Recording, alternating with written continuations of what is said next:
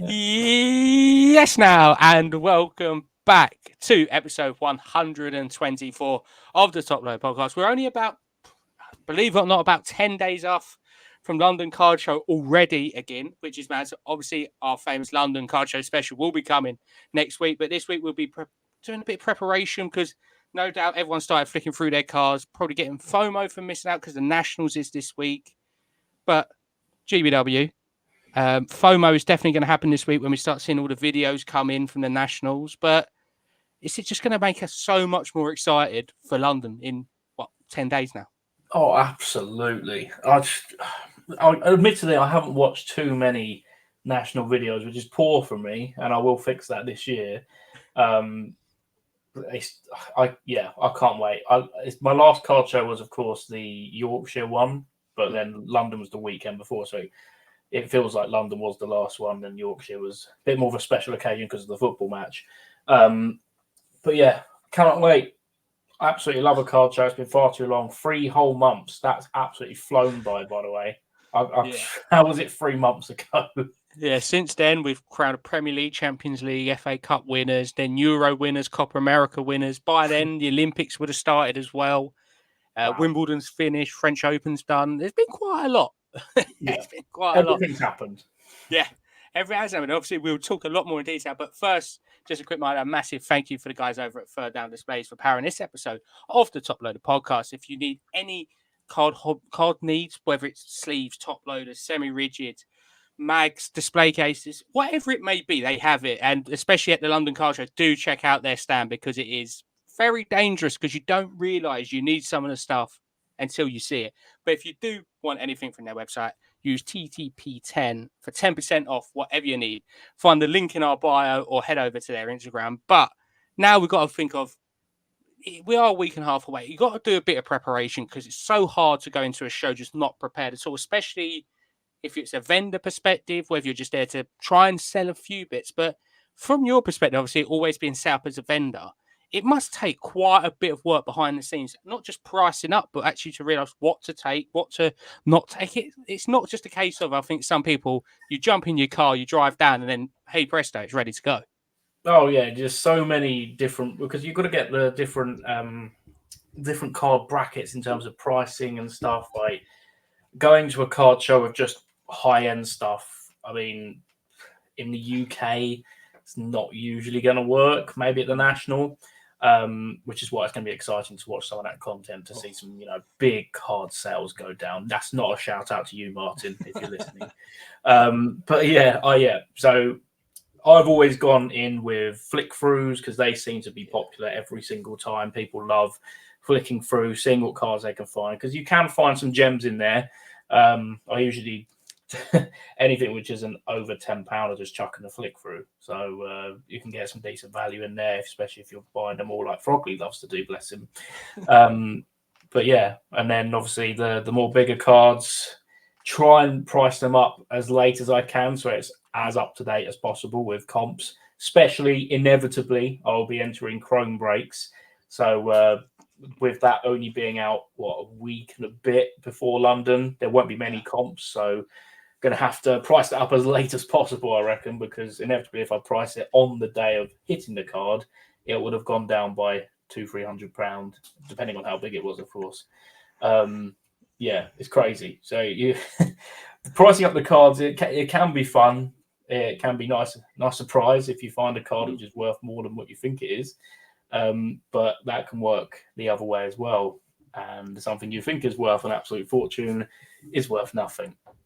As I said, we all love that word comps, don't we? I think that's another thing with card shows, especially when you're pricing up, whether you're selling it or taking it along to potentially move with, that it can change in the matter of a minute.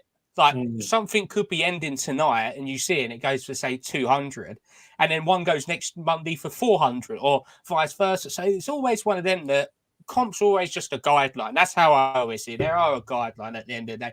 And I think that's a massive thing to remember at card shows as well, that a vendor, sometimes some of these vendors have 500 to 1,000 cards. They can't comp them every day of the week. That's just naturally impossible. So always have a discussion as well with whoever's table it is and say, like, I've seen this card. Is there any movement on it? Because a lot of time they'll be like, oh yeah, I definitely will. Especially how much easier. I know you're going to agree with me with this one. It's so much easier to move a card in person when you don't have to worry about all of the postage and selling it. Or if it's like an eBay, you don't really know the person. You can look at them in the eyes and go, all right, mate, it's that much nice. And you can actually do this, which is my favorite thing at a card show. Oh, I can actually see the card. Oh my God, I can look at it. And I think we take that for granted, don't you think? That card shows that you can actually just look at the card and see what condition it is rather than getting a nasty surprise in the post when you take out the envelope. Yeah, definitely. Yeah, I mean, card shows is where I love to do my buying personally, and of course selling.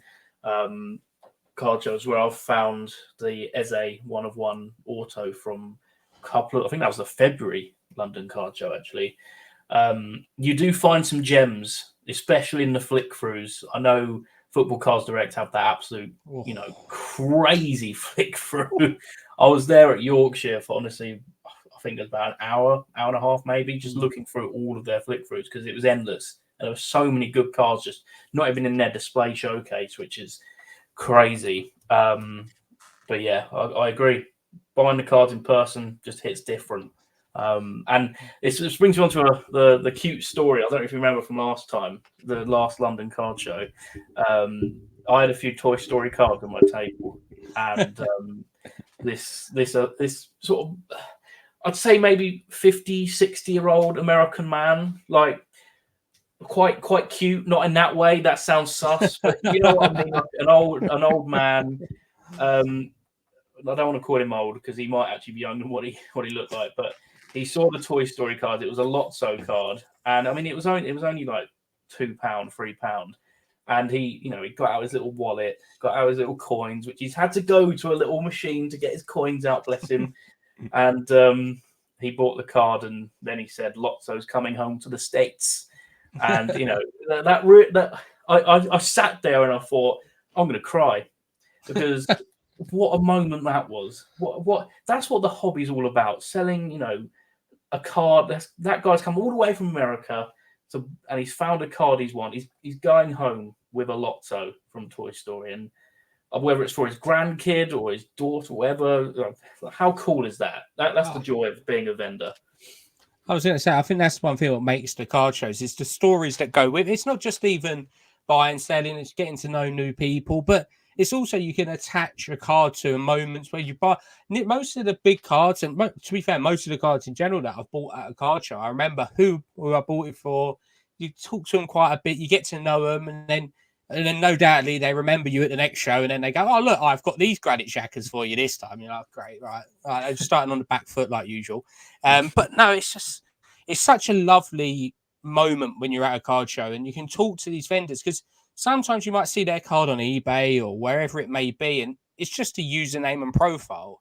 But when you actually get talking to people, it makes it so much better. Then you see it like, I think it's going to be quite a nice experience for me this time. It's be the first time I'll be doing the Saturday trade night. So Saturday main show trade night and then also Sunday as well. So the whole shebang. But it's so nice because you can be at the show in the daytime. You can maybe get 5 minutes here, 10 minutes there with a vendor. Then you go to the pub in between, chill out, just talk a lot more. The deals get done in the pub as well. But then when you go back for trade night, because it's so relaxed, it's such a nice environment to, even if you're just there to talk, just talking about cards, but you get stuff done. And I know for sure for you, some of the cards you've picked up, but there's some big cards that come out to play at them trade nights, which you might not think that they are. But a lot of these vendors have cards that they don't want to put on their table, but they don't mind trading away. So you see some big cards come out on that Saturday night. Well, it's some of the people at trade night are not vendoring during the day, so they might only be able to turn up to trade night. They might, for example, have been to the football on the Saturday, which is usually the case for me. So they just turn up at trade night and bring out some absolute gems of cards. Which you hadn't obviously seen during. Plus, obviously during the day, it's so busy, you might not get the chance to look at every table, look through every single card you've seen, and you might find an absolute crazy PC item at this trade night, which people can be open to trading, and there could be a bit of cash involved if need be. But yeah, I really do like trade night. I haven't done many deals there in my time, but it's a great experience just to chat to people, just to chill, as you said, chill out. It's such a chilled atmosphere, especially that last one in May. It was lovely weather outside. Wasn't it? It was just Oh, we had the little pub lunch or whatever off in between the show and the trade night. I mean, did trade night, and most of the time we just stood outside. yeah. That's what I say. Like them trade nights, it's like you say, you never get most of your business done at a trade night, but you always remember the trade nights. And whether it's like you're going from the Bear, which is a normal drinking establishment, which always goes down a right treat after about 7 hours talking at a card show, but it's just so nice to finally be able to talk to, because you talk to everyone over DMs all the time. Like it's funny because like me and you was talking the other day. Like you generally talk to most people in the card world more than you actually talk to some of your mates that you've known for 20 years, and you don't realize it until you actually start thinking about it. But it is mental to think, and that's why you all look forward to it. Like you say, for example, especially this time at the Holiday Inn at Shepperton, where a lot of people do stay. We had the trade night there last time, which was good fun. There was a good 30 people there coming and going. Probably going to be the same this time, but even that is such a nice one because, all right, we won't be pushing it too much with the sauna and steam room because we are looking forward to that. However, it'd be nice sitting in the reception area / the bar / restaurant afterwards, chilling. Everyone's going to bring some cards down that probably won't even get rid of just to show off a bit. But do you think that that's like the beginning of the card show? It's actually realistically like a weekend, like 3-4 day holiday, really, at the end of it. Right? It might not be in Cleveland, but Shepperton will do. Yeah, we look, the Friday night before the card show weekend is always the best because firstly you're not absolutely shattered, like you're not having to get up at stupid o'clock to be a vendor. Well, that's just me. I don't get up really early every day of the week, so it's always a bit early. of a shock. Early. Let's just say early for him can be 10 a.m., 11 a.m., Yeah, well, 1 p.m., yeah, 3 p.m. 3 p.m. Yeah. So yeah, it is a little bit of a shock to the system getting up early to be a vendor, but it's all worth it. And that Friday night, sat there, you've done the little travel to the hotel, you can chill out with a beverage and just have a good night. Talk about cards, talk about your plans for the card show, what cards you've got. I mean, deals were done at that trade night. Oh, So people bought some cracking cards. I mean, how about that for a start to the weekend? You've done a deal and it's not even the card show yet. So that's a joy. If anyone is attending the London Card Show, I presume there is another trade night going on, a chilled one at the Shepperton Hotel. Come along. You can easily get in because you just walk into the lobby, get a drink, and the hotel's happy. So, yeah, there we go. Attend the card show, attend the trade nights. Oh, definitely. That's what I'm saying. It's very different, I suppose, a vendor to also just being whether you're going in VIP, you're going in general admission, whatever it may be, because it can be overwhelming. We're not going to go into it too much this week, obviously, because the special is next week. But it's so important. I remember you think about talking about what you want to do. What's the plan? And that's the big thing I want to talk about from a buying perspective. You've got to have a plan. I need to really work it out properly this time because I've only ever been on the promise of I'm only there for 1 day. I've got a budget for 1 day. Now I've got a budget for 2 days, and it's not much bigger than what I normally have with a budget for 1 day. So hopefully there might be a few good, but then it also brings in the aspect of, you might be able to get some stuff cleared on the Saturday, maybe at trade night, and then have some more funds for the Sunday at the show, which would be quite cool. So it's always easier said than done of, right, I'm going to save some money for the Sunday. I'm not going to open any boxes. Thankfully, as it is, the Bon Matty boxes or Women's Chrome are not going to be at the show, which is going to save me money, which is fantastic. But it's so easy, isn't it, to get distracted at these card shows? Oh, honestly, especially at trade night, Jamie set up Sports Trading Cards UK with his boxes like he is doing the whole weekend.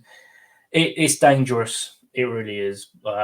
For someone who loves ripping wax, loves to gamble in a break as well. I love to dabble. It's quite hard to resist a nice little box opening over the weekend. Yeah, I think you have to be quite resilient to walk past Jamie's shop and not buy anything. Especially this time around, there'll be heaps and heaps of chrome everywhere, I'd imagine. Maybe even Copper America Prizm boxes here and there. They'll be pricey, of course. But yeah, it is difficult budgeting for a whole weekend, though, isn't it? Especially if you're not vendoring, because you're not getting any sort of, unless you're doing trades and stuff like that, you're not getting any sort of money back.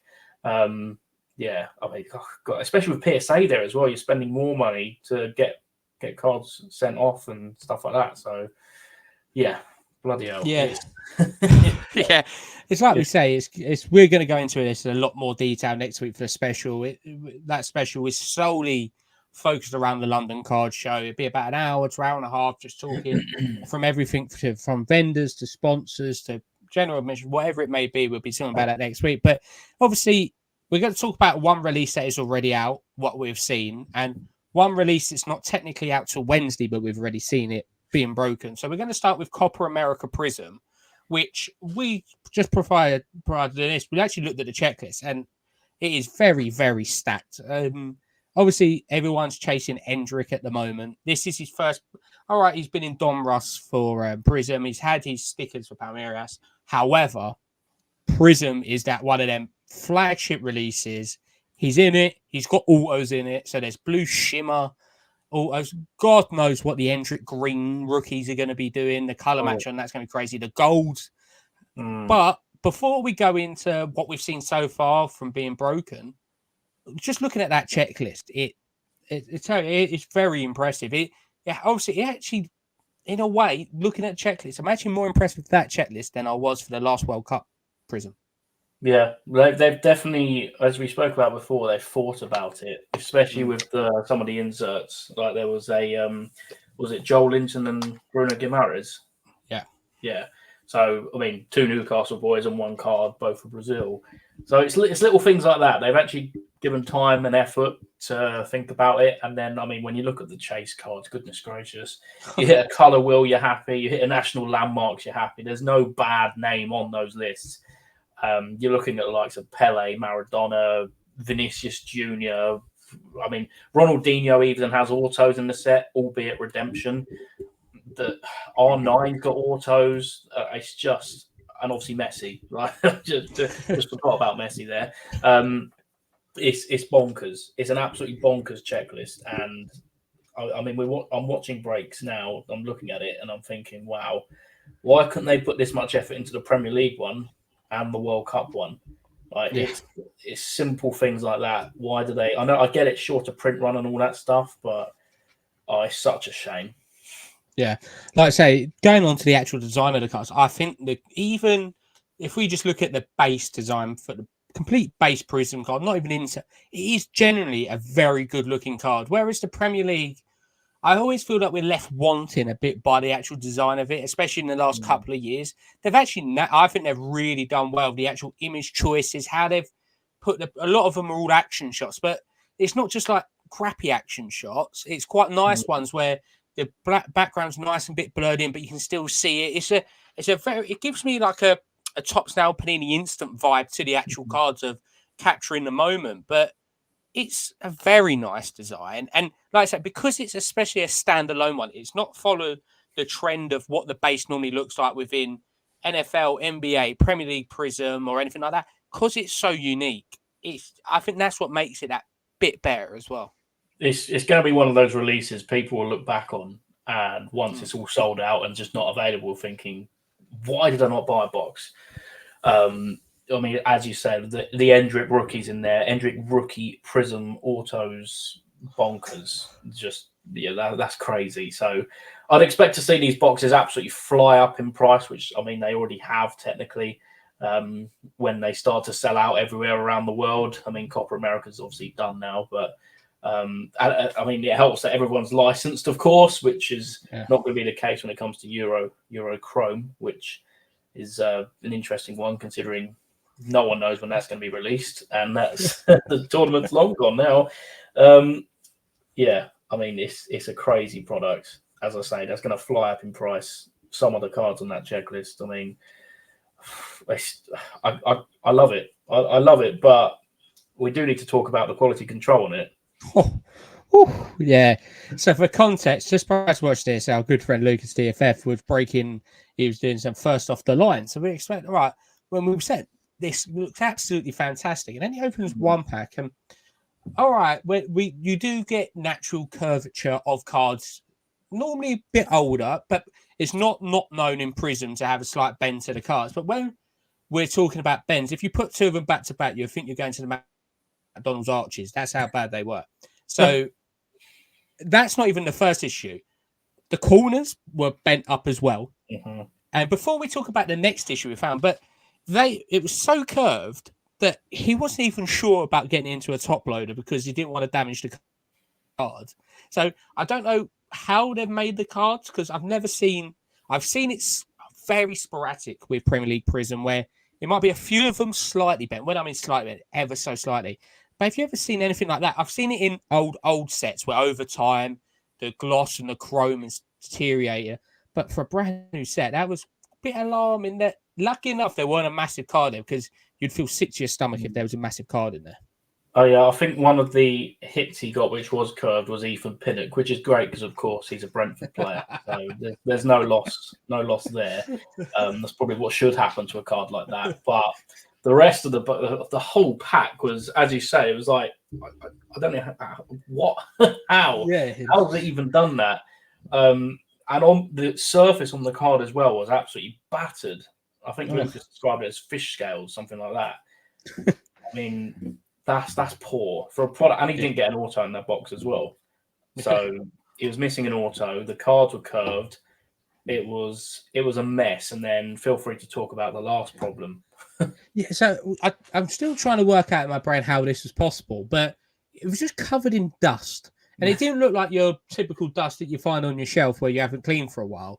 It was like a chrome dust. It was like a part of the card had been shaved off. I don't know if this is like in the process of when they're actually sealing the pack. That it's you can see it sometimes it gets caught in it, but it was literally a case of he could put his finger on it. You see the finger mark where it was just then a whole line of like chrome dust. Oh. So I'm a bit clueless of how this has happened because I've never seen this before in any release, but. We was looking at it at the same time. It was funny enough. I think our message 30 seconds before is this set is absolutely incredible. And then within about it, what is going on with this QC? I personally have said you've opened a lot more boxes and seen a lot more boxes than I have, but that was a very unique issue of having like a chrome dust just chilling in the pack. Yeah, I mean, Prizm has had the problem of that. Oh, he's just hit a Ronaldinho redemption auto. So there we go. On cue. Look at that. That's a big one. Will he ever get that redemption? Who knows? But yeah, as I was saying, Prizm does have the issue of dust. Panini in general has the issue of dust when it comes to that same sort of card stock. Don't think Select's as bad, but Prizm, in my time of opening boxes, which has been quite a few years now, to be fair, it's it's always been a problem, but nothing quite like that. I mean, it was like when you're making a cheesecake base with chocolate digestives or whatever, custard creams, whatever you want to use. Get me hungry now. Yeah, God, I need to get some custard creams. What a biscuit! But you're smashing them all up, and you obviously use that as the base. Yeah. That's what it looked like. That type of dust. It was quite bizarre, really. Luckily, I say luckily. It did damage, sadly, some cards, but it wasn't anything major, fortunately. But I think someone from the stream needs to send that to Panini because that's one of the worst QCs I've ever seen. The fact there was no auto in that box as well, it's not great. Yeah, obviously they cover themselves, don't they, by on the front saying one autograph and massive writing, and then in small print on average. Yeah, okay, one of them. The thing is, a lot of people don't realise that if you do have a defect from the actual box, you can get it sent back to Panini, and then sometimes they replace it. Sometimes they just send it back to you. Sometimes they'll send a replacement. It's one of them that I think a lot of people now, unless it's an absolute monster of a card, just take the risk of having a damaged card. But as I say, that's going to be one that plays out a lot more when we see it. Obviously, at the moment, all we've really seen is first off the line. So obviously, when the actual main hobby release comes out, obviously we'll see a lot more of the conditioning and how it is, which will be. I'm looking very much forward to it. Like we say, when a blue shimmer Maradona Messi dual autos hit, that's going to be doing silly numbers, especially coming off. That's a Messi winning Copa America year as well. It's, like I say, it's a fantastic release, and it's a perfect segue to obviously say that that's one thing's going to be a shame. When Euro's Top Chrome does come out, whenever it does come out, it's just a shame that we're not going to be able to look on that set with the same fondness. Okay, Prizm, Chrome, the flagship releases for either company, but that unlicensing one is going to sadly kill that Topps Chrome value quite a lot in comparison to this Copa America one. But bear in mind, Copa America, there is a lot of so-called lesser nations that won't have the collector's base, whereas Europe, on average, probably a bit higher collector rate, I would say. Yeah, I also think with the Euros that there'd be more collectors to get involved with it. Maybe, I don't know. Obviously, England, Germany, France, and Italy not being licensed, and obviously, inevitably, no Mbappe in the set as well because of his agreement with Panini or whatever. It's going to be a bit of a bummer, but there will be Yamal cards. Spain obviously are licensed; they are the winners of the whole thing. And Topps have already teased a couple of the cards, those rare Knights in Berlin cards. Yeah. I thought they looked amazing. Very cool. I feel like Topps are really pushing the boat out with their Chrome sets at the moment. I mean, with the UCC Chrome, which is coming out tomorrow at the time of this being uploaded. Some big, some big autos, dual autos, triples, and I'm sure that's going to be the same in the Euro set. I'd expect to see the likes of Henry, Zidane, dual auto, something like that. Yamal Spain rookie autos, that's pretty big, if I say so myself. I don't think he's got many other Spanish cards because he wasn't in Pristine, he wasn't in Road 2. I think he was in Jose Mourinho though. So maybe Topps have just saved him for Chrome and they're going to absolutely Every other card's a Lamine Yamal. Yeah. That's what we're anticipating. But like I say, talking about Chrome, obviously Euros is around the corner. Champions League is coming out tomorrow. Obviously, how it is with most releases now, wherever it may be in the world, it does get broken slightly early, which is funny enough a good thing for us for media coverage wise that it's out there. So we've actually seen it. Obviously, we haven't seen all the different formats of it properly yet. Of what I've seen, there's just been the hobby release, but obviously there's jumbo, there's breakers, and there's also blasters. So there's 4 different formats that I'm aware of. No doubt, if I'm missing any, I don't think I'm missing any, but I'm feeling right that. Early signs of what you've seen from Chrome. Obviously, we know it's the print run on it. It's obviously going to be 399. It's always going to be a big print run. But first thoughts on the actual Chrome? Are you liking the design of it? Obviously, because for most people who don't know, it's flagship is the same thing, but it's just a chromoid version of that. It was definitely different compared to what we've seen on Chrome the last 3 or 4 years now. I don't know. I think I still need to warm to it. When I see the cards in person, I'm hoping I'll be more impressed. But at the end of the day, with the Chrome-based cards in general are quite dark because of the Chrome texture or coloring, I guess, of the foil. When it comes to the parallels, I reckon some of them are going to pop. Like some of the what's that? The London Calling insert. That looks really nice. Big fan of that. That's basically Topps' answer to National Landmarks in Panini, but much more common. And you can get them numbered as well.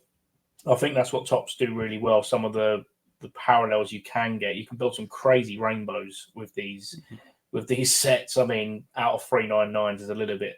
That's stupid. That's a base card. Don't tell me otherwise. That's a base card. Yeah.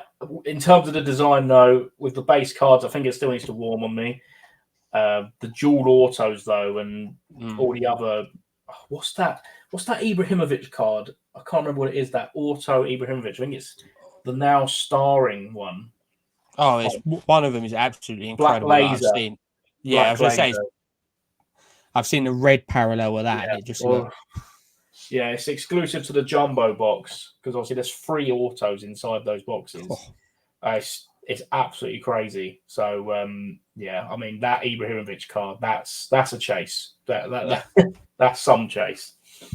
Well, like I say, I think another one as well, another insert that I quite like as well is the Tifo one. It's a rarer insert, and it reminds me of you don't really see it in English football at all. Tifos, it's a very American thing, or you see it maybe more mainland Europe of France, your Italy's, and other countries like that.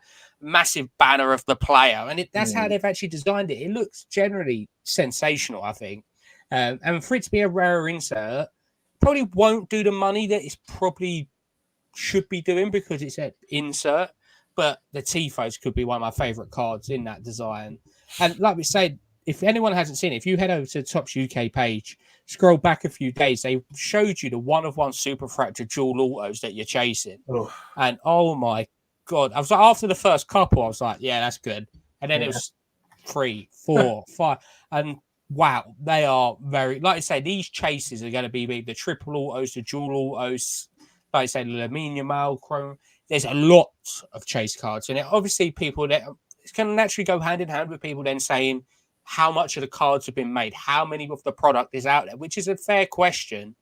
But it's a lot better than some of the sets that I've seen before where there's 2 chase cards, 3 chase cards, and they get hit straight away and the boxes crash in price. At least with this one, theoretically speaking, there's a lot more to chase than just like 2 cards. Yeah, there's some case hits which are 1 in 5 or 6 hobby cases, and even rarer there's even rarer inserts when it comes to jumbo and sometimes breaker as well. So there are there's some big cards. I think this chrome is going to have quite a good longevity, which is great, which is what we like to see. Perhaps, actually thinking about it, the fact there is breaker and jumbo, it might be a little bit, the hits might go a little bit quicker. But I mean, the print run is big, as we know. It will last for a while, and as you said, some of those jewels, some of those triples are absolutely disgusting. It's quite exciting. One thing I would say about that video Topps did post, they've got them all in mags. I wasn't sure about that one. No, so if a triple auto gets hit and it's battered, I think Topps will have a lot of explaining to do on that one. Yeah, we're not a massive fan of mags, especially if you're. I can see from one of them. The only reason I can see putting in a mag is if it's staying in a mag in the box. Like what they did with Pristine, or when they bring out like the Barcelona triplet and all of them kind of sets, it's fair enough, but not for a chrome. Just take a picture of it raw. Just put a nice Topps mat down. Would have done the job for everyone. But like I say, I think it was a very valid point that you made there, that it's going to be intriguing because having the blasters, then the hobby, then the jumbo, then the breakers, is that there's 4 different products there with different hit rates. Obviously, we're presuming that the blasters are going to be like your stereotypical Topps product of you're going to get 1 numbered and probably 1 in every like 10 to 15, maybe 20 is an auto. Always good fun, normally around the £25 retail mark. Obviously, then you've got your chrome, which is 1 auto. Anything probably from 3 to 6 numbered, depending on how lucky you get. Jumbo is about 4 billion hits. There's 3 autos.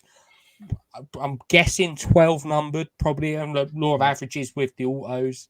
And then breakers is just pure hits. So I think it's going to be one of them that obviously this Wednesday on release day, it's actually going to be quite intriguing watch all in different formats. Obviously, you're getting everything in by the blasters. So how much are you actually looking forward to seeing these like jumbos, which you don't see before? Because to me, how many cards are in that box? They're going to weigh a ton. Oh yeah, I can't wait. This is one of the most excited I've been for releasing it in a long time, as someone who does sort of break when they do sell out, dubbreaks.com. The jumbos are going to be good fun. The fact we said earlier, 3 autos, you've got the black laser guaranteed, and that the list of black laser autos per box. Yeah, there's some big names, like there's Latan. I think R9's got one as well, which is a little bit naughty. Messi, Yamal, I think all have black laser autos. So every box you open, you're pretty much guaranteed a bit of a banger all right off the bat. And then, of course, with the jumbos, there's an added chance to get those higher chase hits. The good thing, what they have done with the Grail, is that they've kept that into hobby only, which is good. Gives the hobby a bit of value rather than everyone going straight for jumbo because more hits, breakers, more hits, all hits. In fact, you can go into hobby box breaks and still have a chance of hitting something crazy, and obviously you're only going to get the chance of hitting your Grail in hobby boxes. But then with breakaway, 9 parallels per box, 2 autos, and then the exclusive Youthquake, which are, I believe, are all numbered to 99 or less, which is pretty mad. Again, can't wait to open it. All of this, it's going to be such good fun, especially breakers, because if you do break boxes, which I'm sure a lot of listeners do, when it comes to base cards, they're probably the most annoying thing going. Well, from me, Yeah. sorting a break when it comes to base cards, it's an absolute nightmare. It's a pain. It feels tedious, but people like their base cards, so fair enough. You crack on. That's why I'm excited for Breakers Delight. Just for all hits, parallels, autos. I want to hit something crazy. I'm so eager, and I'm actually chasing someone in this year's Chrome. I've decided to chase a bit of Kamada for AC Milan. Rookie card. He was in Finest, but this is Topps Chrome marquee release. I managed to picking up quite cheap in breaks because I don't think people realise how good he is.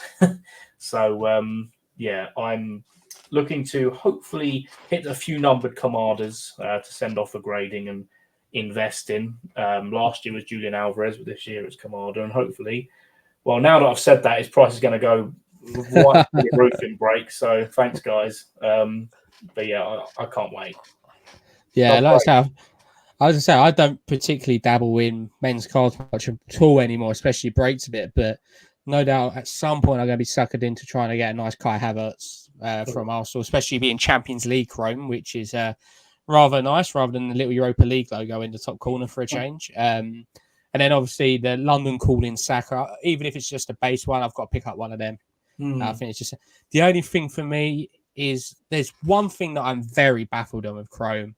And we always talk about, especially here, about the Arsenal licensing with Topps. They hold full Arsenal license. Right? They complete full and utter Arsenal license. They brought out plenty of sets, fan sets, team sets, Invincibles forever. But then for their hobby releases, which are not Arsenal only, they struggle to have the Legends sponsorship. At times they're on there, at times they're not. We've seen it in Museum. Gilberto Silva doesn't have the O2 sponsorship on his shirt. The weird one, this one, which is the first time I can ever remember it, is Thierry Henry is wearing the 2006 kit, first one at Emirates, with no Fly Emirates on it, which is Arsenal's current sponsor. And I can't work it out because 2006 we was in the Champions League, so it's not like it's a non-Champions League kit. That's the only one I'm quite interested about because it's really only ever Arsenal without the licensing, which apparently they'd sorted out this problem. But do you find it weird? And I think it potentially could be a first, don't quote me on it, that a team's current sponsor has been airbrushed off a kit. You've lost me. I don't get it. That's crazy. They've ruined a really good looking card right there as well, because you don't see Henry cards for Arsenal in that kit very often. That was his last year, especially Chrome.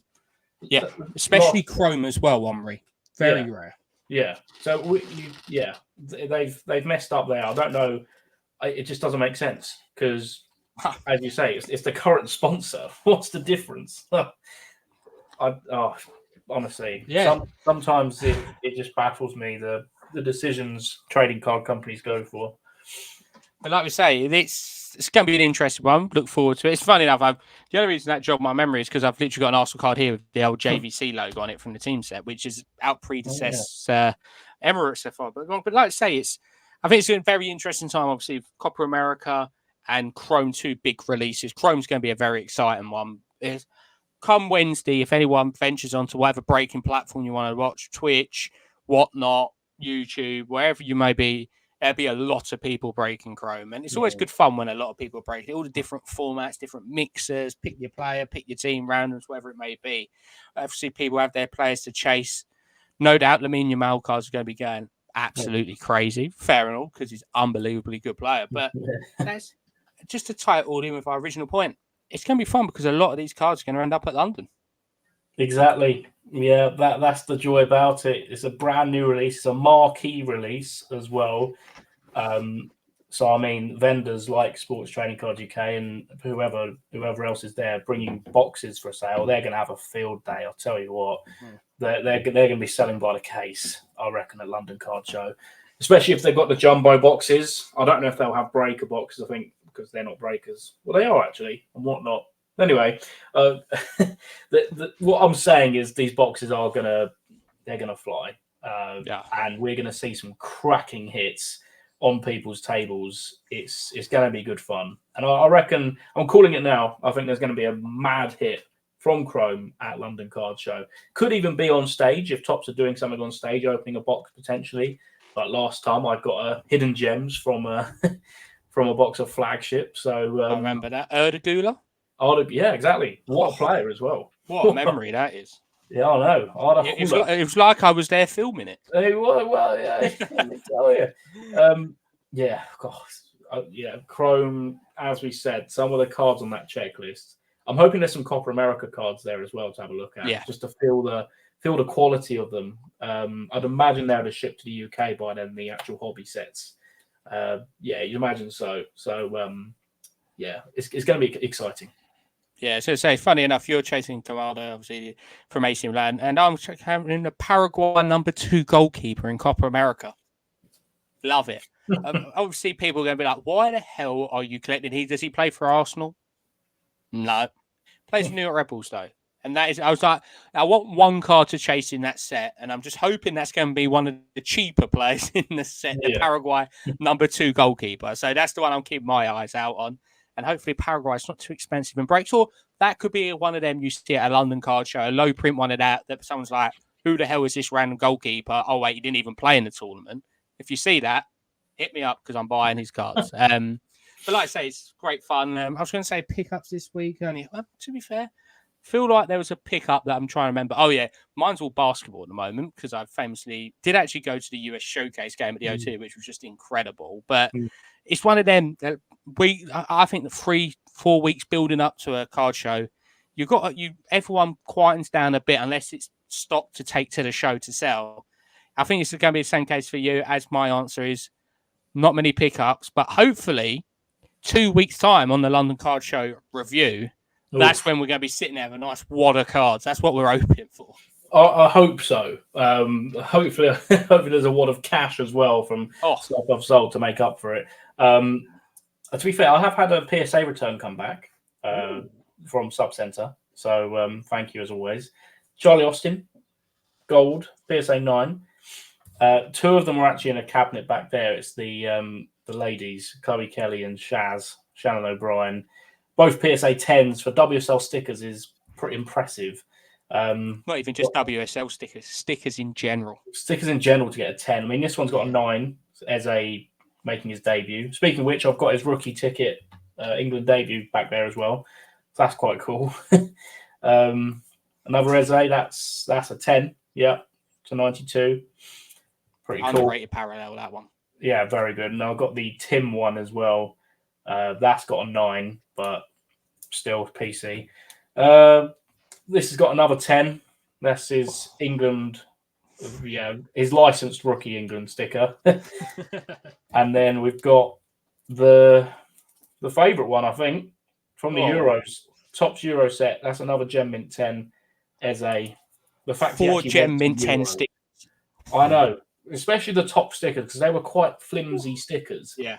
So to get that in a 10, and he actually went to the tournament, people in my comment section were like, why is Eze in the stick? He's not going to go to the tournament.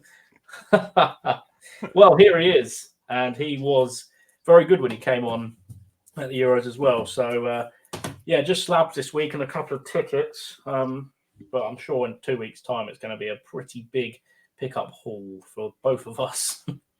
Yeah, no doubt. Oh, yeah, I think we can say that already. Like I say, I have a shipment coming over from the Far East and one coming over from the West. So just in time for the London Card Show, which is always good fun.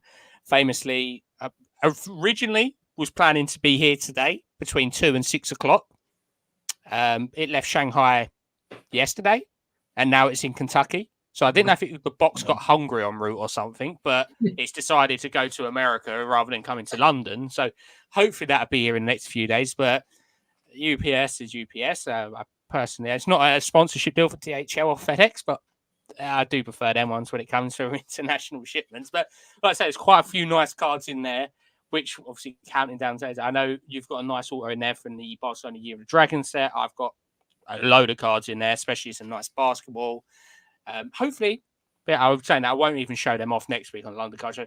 2 weeks' time, I'll show them ones off. Yeah. But like I say, it's an exciting time. There's releases. It's been a bit slow in the last 4 or 5 weeks for releases, but we're finally getting back into some releases.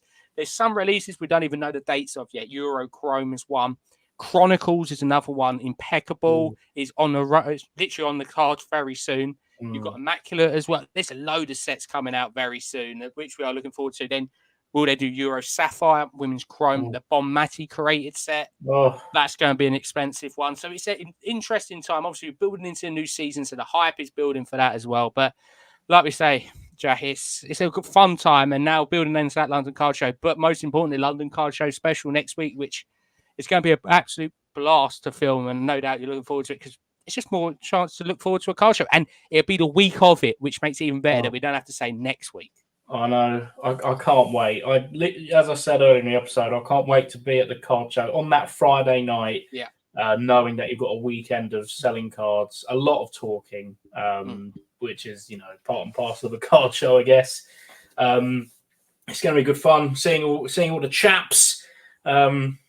We usually talk to people just on Instagram, don't we? We never really get the chance to actually speak face to face, so it's always nice. A lot of awkward handshakes, as you'd expect, but I can't wait. It's going to be good fun. So make sure you're tuning in next week for the card show special. Oh, it's just brilliant. I might just give up my hosting duties soon. I might just let you take it. I might take a week off for the first time in 124 weeks. But that's not the story for this week. Like we say, a massive thanks yet again as well to the guys over at Third Down Displays for powering this episode of the Top Load Podcast, whether it's card supplies, custom card stands, grey preparation kits, or anything like that. Please head over to their website using the link in our bio, or going over to their Instagram, or use TTP10 at checkout for 10% off everything you need. But hope everyone out there is doing well, staying safe. Looking forward to culture. If you're at the Nationals, have an absolute blast. We look forward to hearing all your stories from it. Just don't milk it. But 2025 Chicago, it's going to happen. I'm putting it out there now, so that'll be fun. But most importantly, happy hobbying and good night. Bye-bye.